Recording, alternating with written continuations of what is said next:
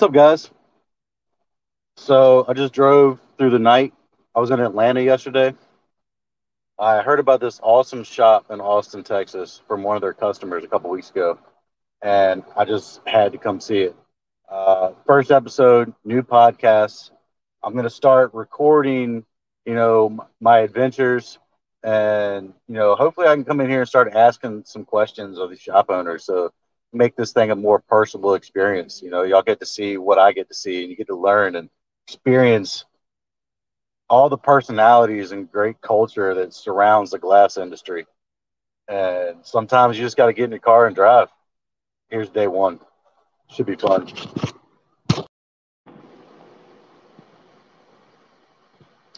Everybody say hello to Chris, my new friend.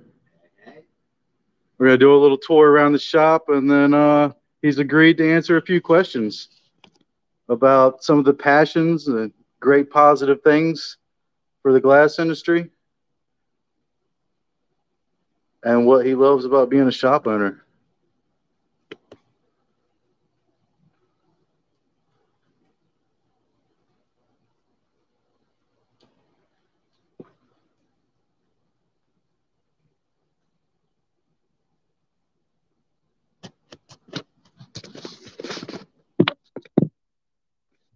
Yes, everybody say hello to my friend Chris. Part two of the episode. Just showed up, met him today.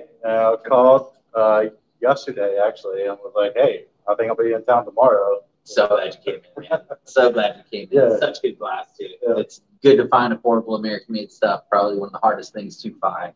And we don't want to just be, we want to make sure we can give products for everyone, for every economic status.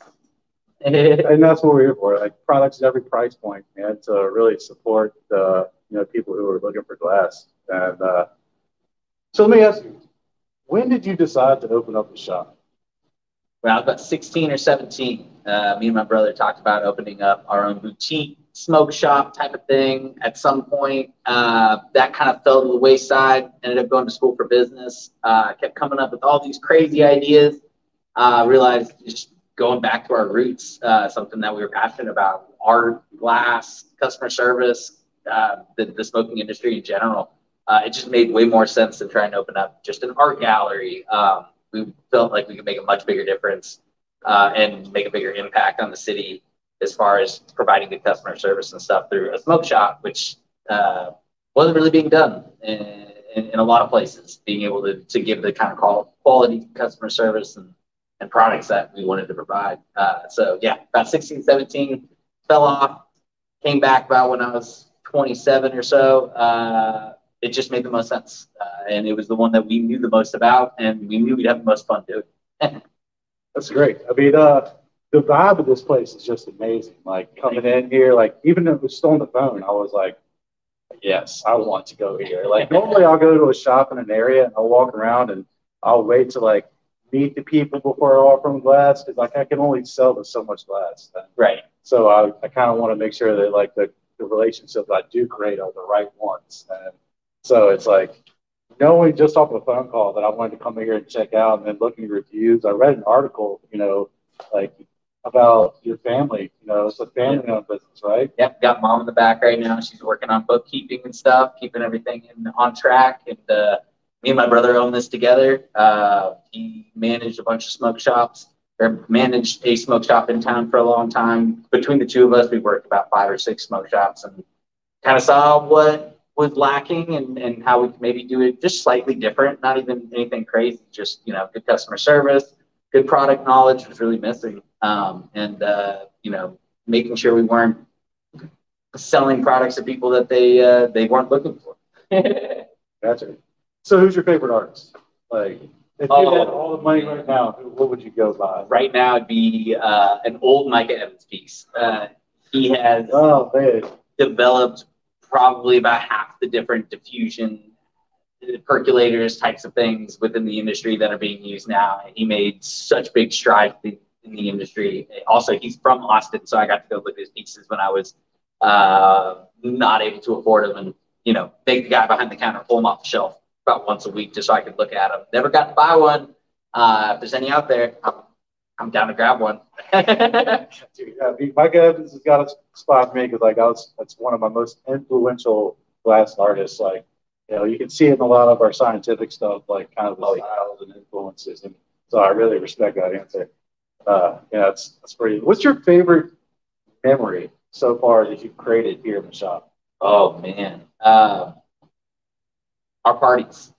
We our first year didn't have a whole lot of money for marketing, so we did a weekly party every single Wednesday. We provided 150 free beers for whoever showed up, and had a lot of really good memories with that. We had people come in that just moved here. They made all their friends through our parties. I got to go to one of those guys' weddings just recently, and then got to hear how much of an impact those parties were on him. All of his best friends, all of his people that he knows now are all from those parties. And just to realize that we made such an impact on someone's life as they moved here was amazing. And I have so many good memories from those 52 parties we threw in 1 year.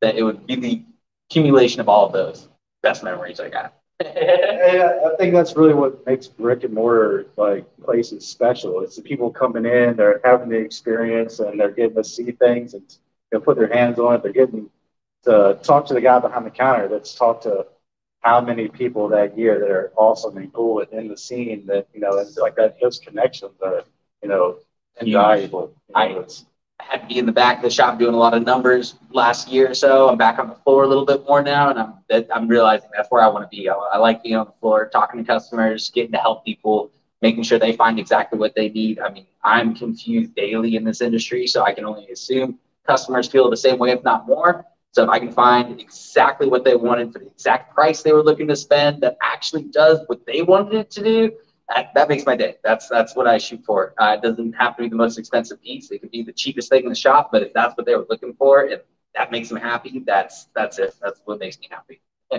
That's a special vibe to carry. It was like I started buying glass when I was like 20, and then I had a glass door, and I was like, oh man, I got a lot to learn. And then I started like wholesaling glass, and I was like, man, I got a lot to learn. And then I started blowing glass, and I was like, holy shit, I haven't even started. Like, this industry does not have a cap on the amount of knowledge you need to know or could know, and the amount of things that can be done with the different types of diffusion, with the different cannabinoids, with the different everything. And it's really special to be a part of an industry that is still at the forefront. We're still children in a sense. I mean, we're maybe like 21 now, maybe, but we're still moving up through those ranks and being able to develop that whole experience with people and give them the information that I'm still learning today, and be able to kind of walk them through all the ins and outs and the difficulties of it all. Is awesome. It's a lot of fun. Be able to teach people is the best part. What's one thing you're most excited about in the future? Hopefully new locations. The digital aspect is getting really fun. Possibilities for online sales is going to be amazing. Also, just when it comes down to maybe not the glass side, but just being able to learn what different cannabinoids do in a specific area, and how that can help people in different ways. That's really exciting. I'm super excited about getting that kind of dialed in and figuring out everything that it actually does. We're a long way away, but we're getting closer every day. Well, let's take a break. We got a customer in here, and let's get a drink and come back to it when we can. Sounds good.